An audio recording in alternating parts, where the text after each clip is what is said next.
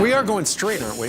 All right, take a look at this. Colorado going to pot with promises of less crime and assurances it was not. Pot was not addictive. So now, over 1 year after they passed it, the Colorado Springs Gazette newspaper has released an in-depth perspective series that examines those issues and more.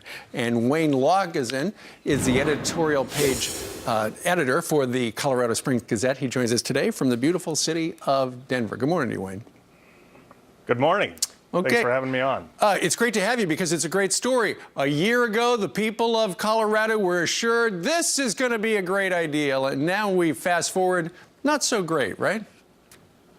Well, I'm sure the people who enjoy growing and smoking marijuana legally are happy about it. A lot of people who voted for this, for Amendment 64, are not marijuana users. Mm-hmm. They had no particular interest in the legalization aspect, but they were told that it was going to fund education. It was going to clear a lot of people out of prisons Sure. and jails. It was just going to do a lot of good things for society. So we went to look to see whether any of that stuff was really happening, and we found that it really is not. Okay, then let's start. You did a 4-part series. Let's talk a little bit about regulation. With the benefit of hindsight, this did not meet the expectations, did it? No, it did not. I mean, first of all, you got to consider that revenues are about 50% of what was anticipated, so that's a big disappointment for school funding and anti-drug funding. Also, all of that money is probably going to have to go back to the general public because of the Colorado Taxpayer Bill of Rights, which is in the Colorado Constitution.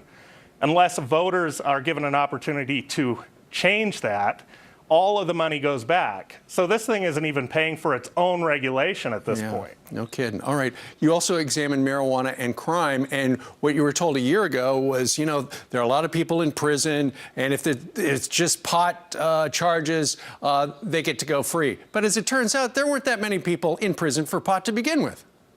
No, almost none. That's a great storyline, and who wouldn't want to go along with it? Look, if there are nonviolent offenders and all they really did was smoke some marijuana or grow some marijuana or transport some marijuana, why would we want to pay for their incarceration? They're really not hurting anyone. But the fact of the matter is we can find almost no evidence that there was anyone in prison or jail simply for using marijuana in Colorado. Sure. It's never been a high priority enforcement here, and we don't find that there's anyone in prison or jail anywhere else for this, really. It's usually in the mix somewhere, but it is not the reason that they're in jail or in prison. Regarding youthful addiction, as it turns out now, with it legal, medical, and recreational out there, a lot of parents are having trouble keeping their kids off it. Well, yeah, you couldn't talk to any parent in Colorado who could honestly tell you with a straight face that this has not become a struggle to keep it away from teenagers.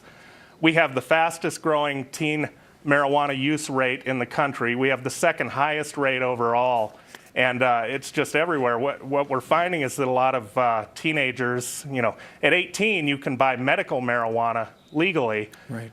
Save 22% on the taxes, and then mark it up a little bit and resell it in the school parking lot, in the hallways, whatever. Oh, man. And that goes to the final point where you examine medical marijuana. As it turns out, medical weed is a lot cheaper than the other stuff, and so everybody's trying to get that card to say they got a problem.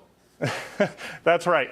You go into a doctor, not your typical family physician, but a medical marijuana physician. This is what they do. They write prescriptions. There are over 500 medical marijuana dispensaries in Colorado, and you go and you pay $50 or a little bit more, whatever the going rate is. He'll write a note. You can then buy marijuana essentially tax-free for the next year, and then you just do it again.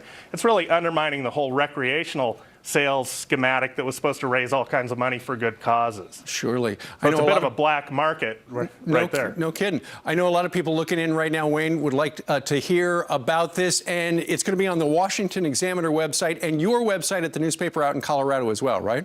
That's right. Yeah, that's gazette.com/clearingthehaze. You can order up the whole 4-part series in one packet. Washington Examiner came out with its own version of this today. Excellent. All right.